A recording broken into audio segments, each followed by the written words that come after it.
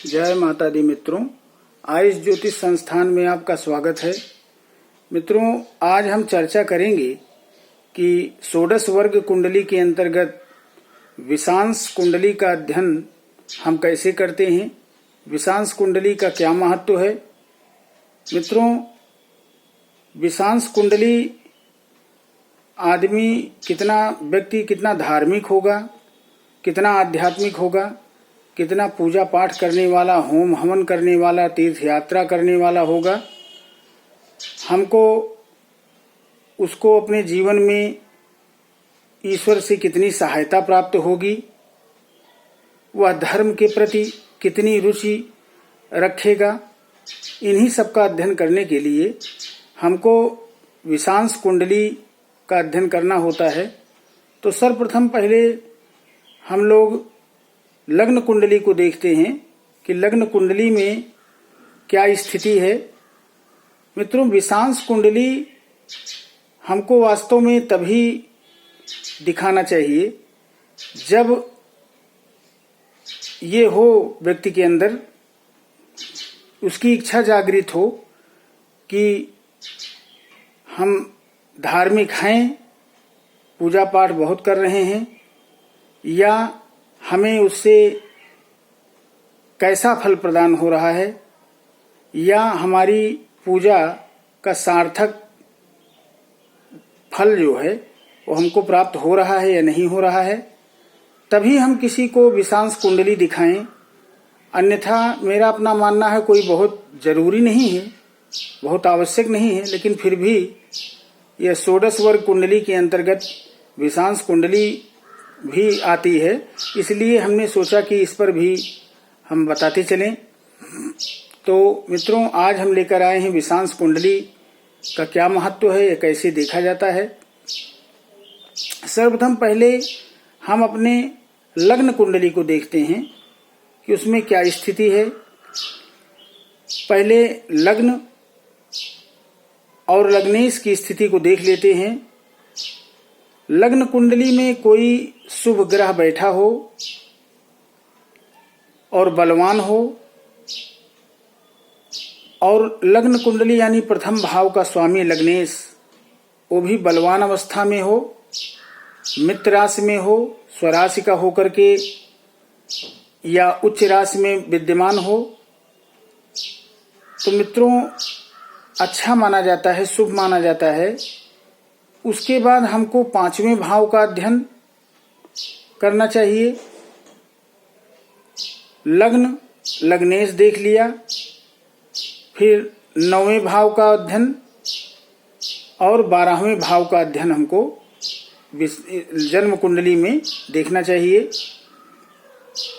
अगर इसमें लग्न कुंडली में स्थिति कुल मिलाकर के ठीक है तो, और लग्न लग्नेश की स्थिति बढ़िया है, पंचम भाव, नवमेश और 12वां भाव यानी कि वैभाव, पहले इसको हम अपने लग्न कुंडली में देख लेते हैं क्या पोजीशन है। तो जो लोग ज्योतिष के थोड़ा बहुत जानकार हैं वो तो समझ जाएंगे कि प्रथमेश, लग्नेश या सप्तमेश, पंचमेश क्या मतलब है। पूर्व के वीडियो में हमने जो है और भी तमाम इससे रिलेटेड वीडियो मैंने बनाया था, जैसे दशमांश कुंडली है, दृष्काण है, नवांश है, इन सब कुंडलियों के बारे में मैंने बताया था। वैसे ही सेम टू सेम है, बस केवल यहाँ पर स्थिति ये है कि व्यक्ति कितना धार्मिक होगा, कितना आध्यात्मिक होगा, वह ईश्वर के प्रति उसकी कितनी श्रद्धा होगी। इन्हीं सब का पता लगाने के लिए हमको ये विषांश कुंडली का अध्ययन करना होता है।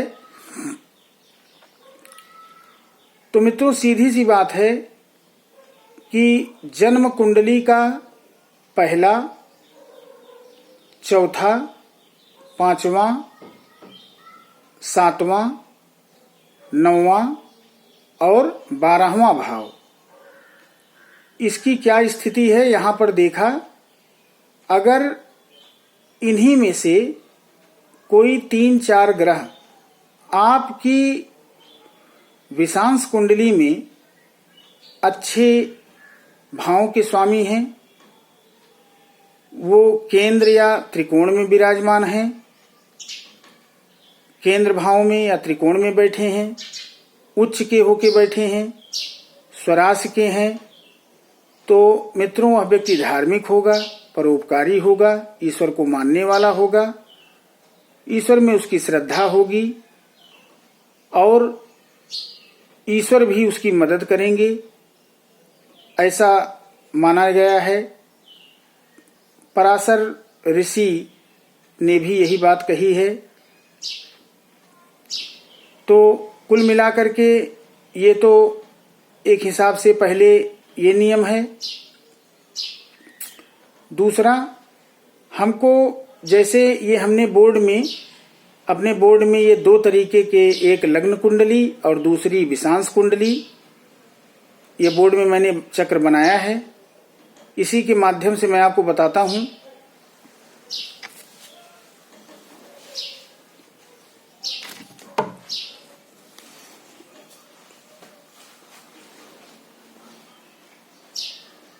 मित्रों, ये मिथुन लग्न की कुंडली है। यहाँ केंद्र में गुरु विराजमान है। लग्नेश यहाँ चूंकि 3 लिखा हुआ है, पिछली वीडियो में मैं बता चुका हूँ, इसका मतलब है बुध। तीसरी राशि मिथुन होती है। अब इसका स्वामी बुध जो है सप्तम भाव में बैठा है। तो जन्म कुंडली का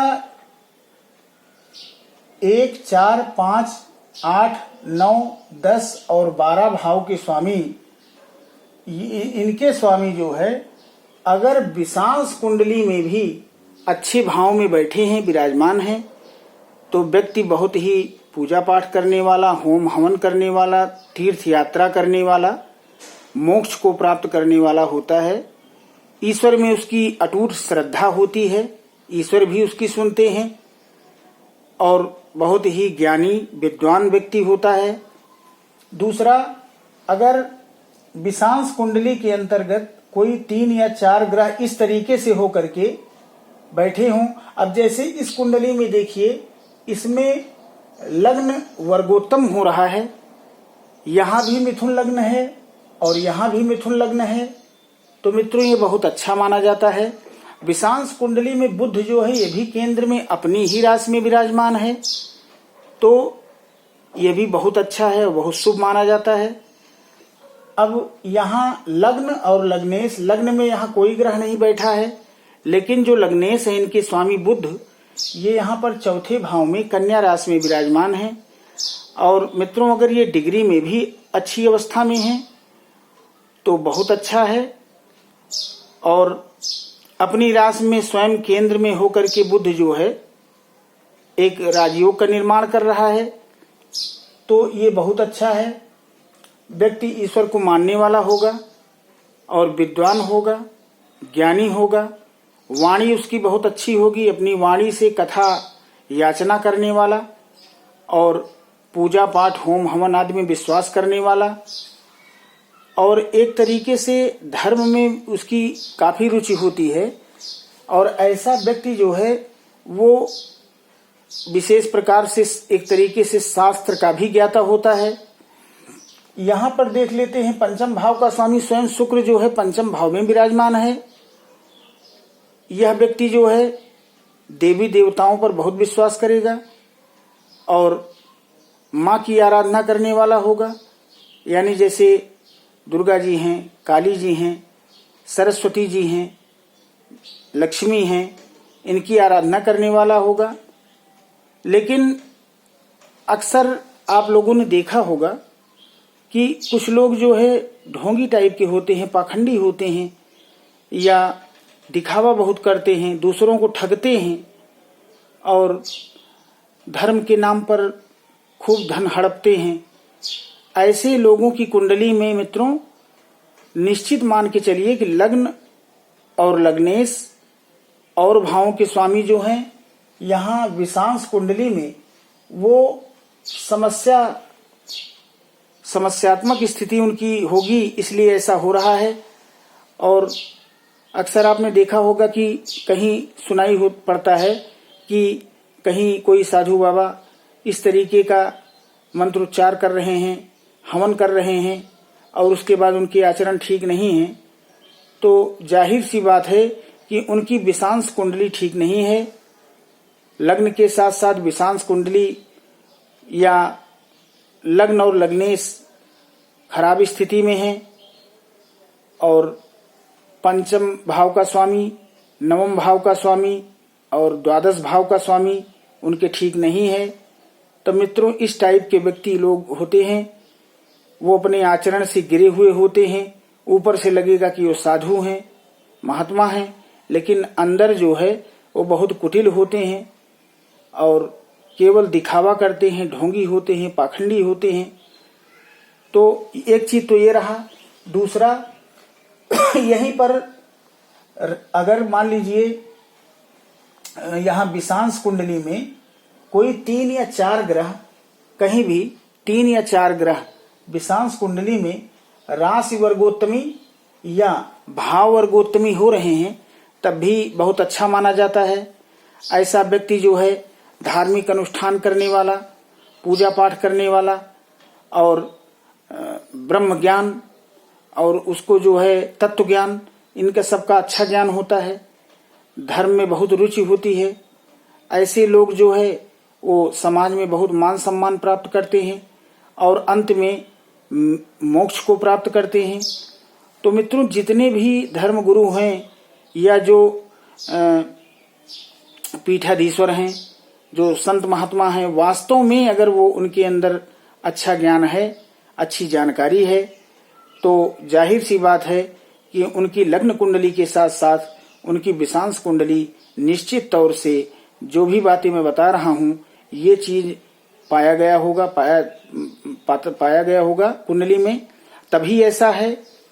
अन्यथा इसमें एक चीज और है, हम जैसे सूर्य, चंद्र, शनि और गुरु, यानी सूर्य आत्मा का कारक हो जाता है, चंद्रमा मन का कारक हो जाता है, गुरु जो है आध्यात्म का, विद्या का कारक होता है और शनि भी इसी में है।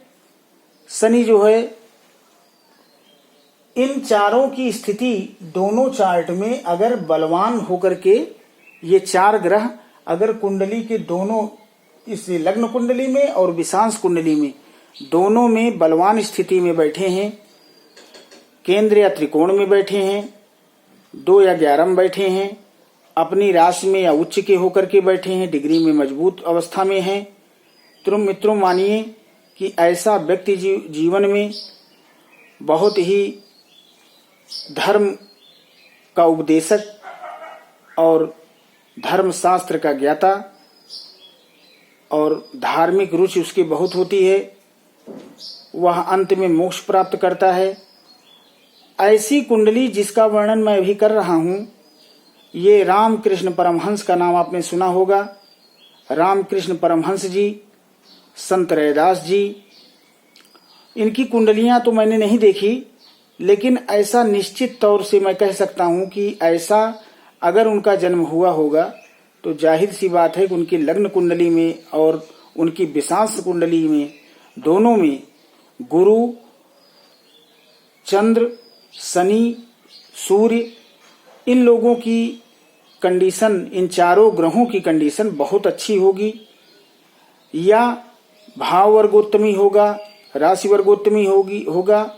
ऐसा है तो आप मान के चलिए कि वह व्यक्ति जो है बहुत ही धार्मिक होगा, परोपकार करने वाला होगा और आस पड़ोस के लोगों में और बहुत दूर दूर तक उसका नाम होगा और उसे धर्म गुरु की संज्ञा दी जाएगी।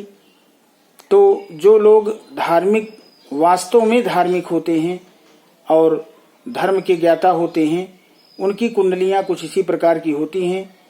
तो मित्रों, विषांश कुंडली देखने का यही तरीका है जो मैंने बताया। इसको हम लोग D20 चार्ट के नाम से भी जानते हैं। विषांश कुंडली, D20 चार्ट। आज मैंने आपको विषांश कुंडली के बारे में बताया और आने वाले वीडियो में हम आपको चतुर्विशांश बताएंगे। इस समय हमारा वीडियो इन्हीं 16 प्रकार की कुंडलियों को लेकर के, जो सूक्ष्म कुंडलियां होती हैं, जैसे जो पहली कुंडली होती है लग्न कुंडली, इसको हम लोग D1 के नाम से जानते हैं। बाकी सब हैं D3, D2, D4। ऐसे आज की जो कुंडली जिसका मैंने बताया विशांश कुंडली, इसको हम लोग D20 के नाम से जानते हैं। तो मित्रों, हमारा वीडियो अगर आपको पसंद आ रहा हो तो हमारे इस वीडियो को सब्सक्राइब करना, लाइक करना और शेयर करना। धन्यवाद। जय माता दी।